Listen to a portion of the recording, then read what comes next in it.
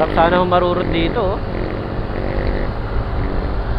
Ba, maniniwala kang 60 takbo nila. Ito 60 na sa akin, no. Lumalagpas na nga ako eh. Na ganito lang yung takbo. Kita mo naman, di kailangan magsalita pa, nakikita mo na yan. Di ba? Ayaw talaga maging consistent. Lalo na straight. Siguro mga kurbada pa to, pwede pa to eh. Pero wala eh, diretsong ano to eh. Diretsong daan. Pagka pabalik na tayo sa kabila, kukuhanan din natin yun. Since na ito yung content natin for today. So ayan, yun na naman, may paalala si dito, 50 kph for speed limit. Yan, para sa mga bus, trucks. It's my life. Lazy. It's my life.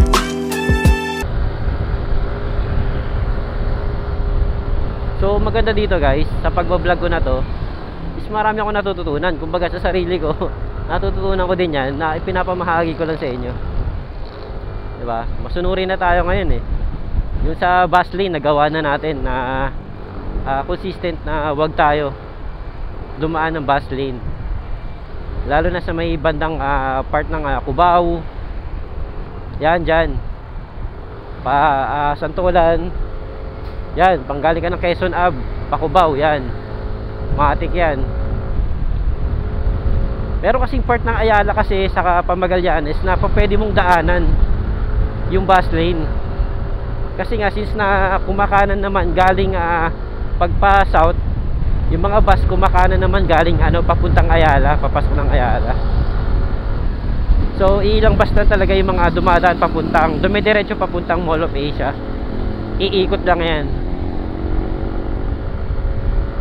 Kaya rin siguro tinanggal yung barrier dun eh, para kasing medyo contrary kasi kung manghuhuli sila dun,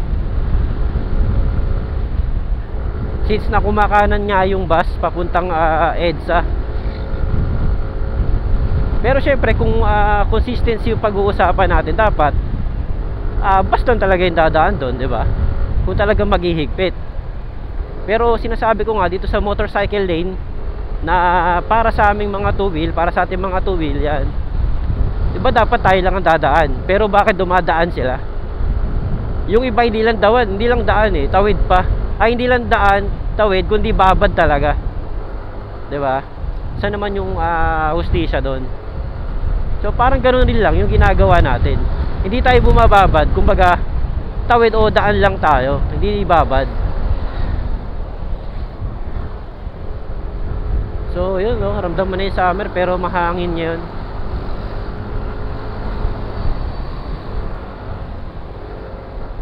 Estimated 26 minutes, 11 kilometer. Yan, Del Monte.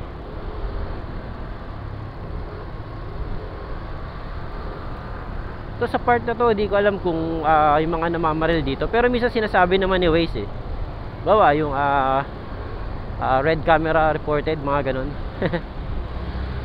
So yun, dapat kinukol yung attention mo na dapat maging alert ka, ba? Lalo na pag dumadaan ka ngayon ng Ross Boulevard, di na paliparan to. Dapat alalay lang takbo mo dito.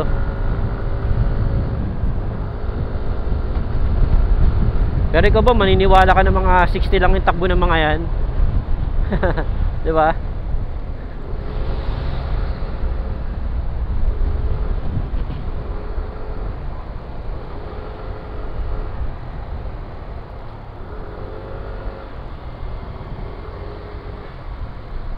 So maluwag pa Ross Boulevard. So ang build up lang natin eh kasi may mga truck saka stoplight. Yan.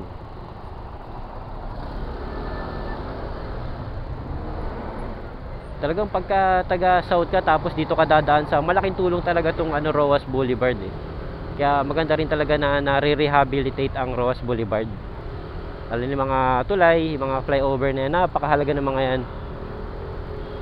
Kaya nga once na under maintenance, nako, talagang kokos talaga ng traffic kasi nakikita mo yung bulto ng mga sasakyan nagdumadaan, mga motorista na gumagamit itong Roas Boulevard. Napakahalaga talaga. i-connect ka sa north ng mabilisan.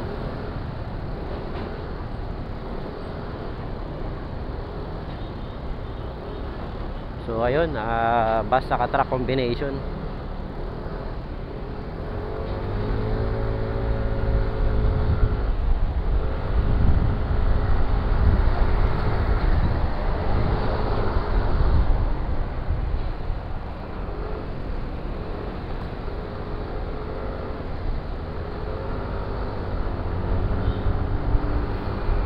Makakasabayan ka talagang truck, maalikab.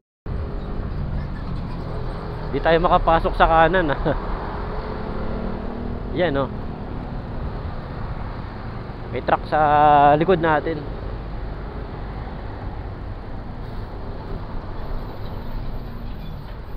Talagang dito tayo binabato sa kaliwa. So panindigan na natin sa kaliwa tayo.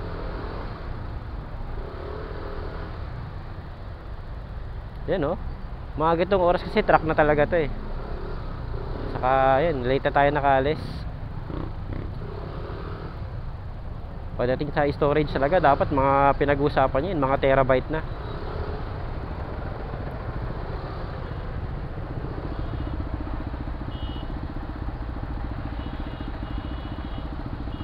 Luwag oh. Talagang stoplight lang talaga.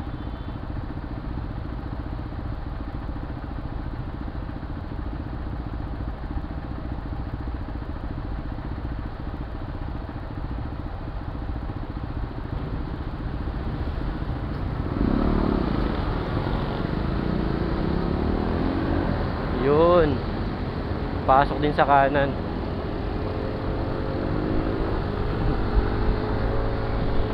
So dito hindi tayo sigurado kung ano, pero may mga kalat-kalat din na enforcer dito sa ano, mostly dito sa may ano, right side. Ayan, hindi sila nagkukulang sa paalala sa speed limit. May mga sign, mga road sign sila dito na ayan, 50 for buses and trucks, 60 for light vehicles. O ayan, sarap dito oh, lakad. Kaso nang tanghalin tapat.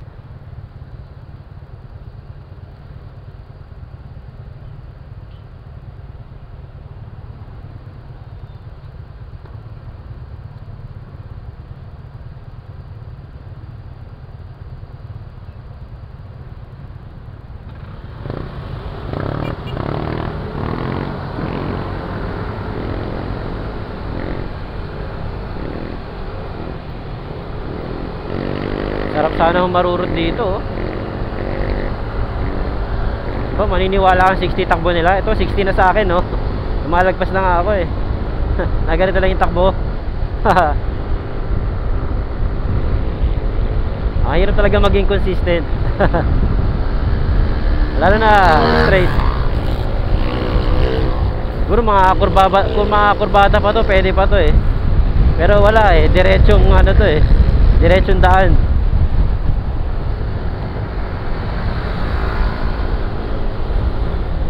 Pero yung mga nanguhuli talaga, alam na talaga nila kung saan sila pupwesto eh. Alam nila kung saan sila pupwesto talaga. Yan. Saka mga nadadali talaga yung mga bago lang sa daan, yung hindi masyadong dumadaan doon, hindi pamilyar. So andito na, dito na yung bulto. Lapit na kasi sa ano to eh, C3. Yan, pa Manila. Papier na.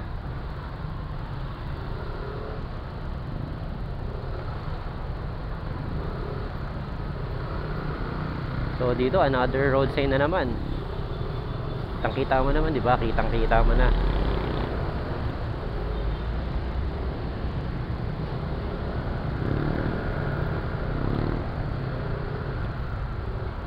Pero yun nga, kaya siguro may namamaril kasi syempre naaabuso din, no? Pwede lang sana nagsiserve as paalala lang sa mga riders. Pero syempre meron talaga mga violators talaga, no? Meron talaga mga pasaway. Kaya yan, tulad yan, binabaril na talaga yung ano, mga speed limit. Daming napapasarap.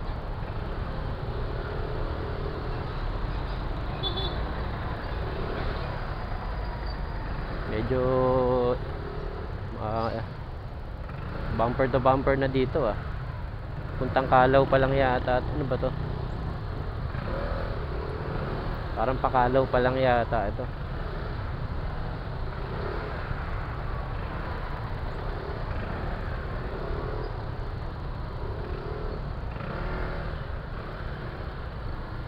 Yun no.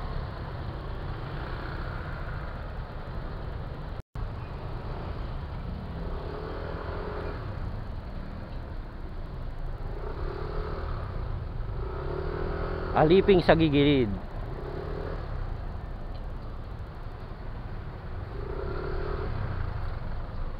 So tayong modern na aliping sa gigilid, yan, mga motorsiklo sa gilid, sa gillage. Aliping sa gigilid lang tayo. Sa gilid ang daan.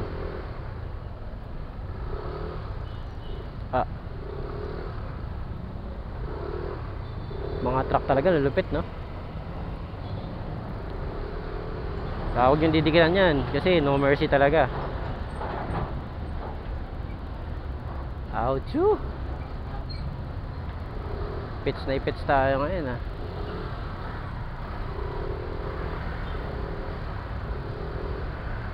Gusto mga nagbabagal na to, kakanan to eh.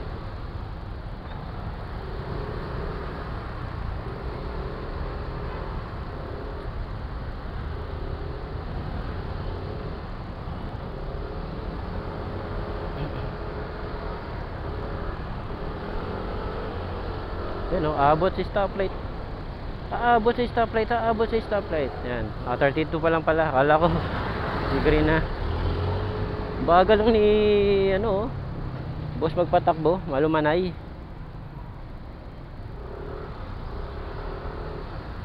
Yun, so malapit na tayo sa Padre Burgos. Ayan. Kaya pala may mga poster ng ano, 132nd ba ng ano, Gombursa. Wala, Padre Burgos. So dito may mga enforcer yan dyan sa pagliko mo dyan sa Padre Burgos. Sure balls yan. Pero dito naman basta kapag kakakanan ka, dapat nandito ka na sa rightmost lane. Pwede kang kumanan anytime. Based sa experience ko pero not sure din ako. Kasi sumusunod lang ako sa mga nauna sa akin. Yun yan. Pero sa mga experience ko, kumakanan sila anytime eh. Tignan natin kung may signage. So naka-go naman eh. Kaya kahit dumiretso ka dyan, ayos lang. Ayun.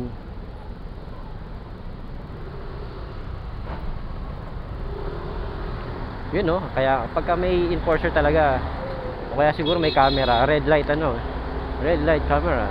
Ayun no, ayan no, ayan no. Instant huli oh. Oh. Sita boss. Rin na radyo na. Pinahuli, no kayang violation nun. Baka kasi kailangan pagkakanan ka, huwag kang dediretso. Dapat nasa mid ka. Yung sinasabi ko eh. Simpleng di lang pagsunod sa ano, 'di ba? Kokos pa ng abara sa iyo, ticket na. Yung pa, tubos pa, bayad. Mga ano talaga, maispatan mo na lang bigla eh. Siguro nababad sa kanan yun kasi traffic, wala madaanan sa gitna eh. Andun yung mga malalaking sasakyan na ipit. Napasabay na lang sa kanan, yun. Sita tuloy.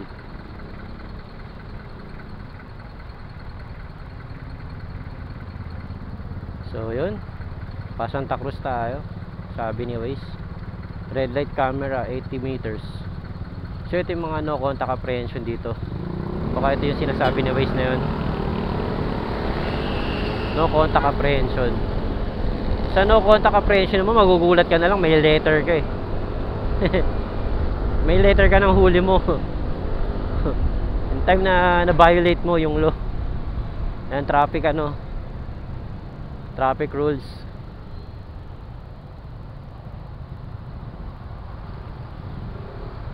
Siguro yung mga Grab driver, no, yung mga ano, mga TNBS na yan, mga siguro sanay na sila sa mga ano, yung bawat diskarte sa lugar dito sa Manila.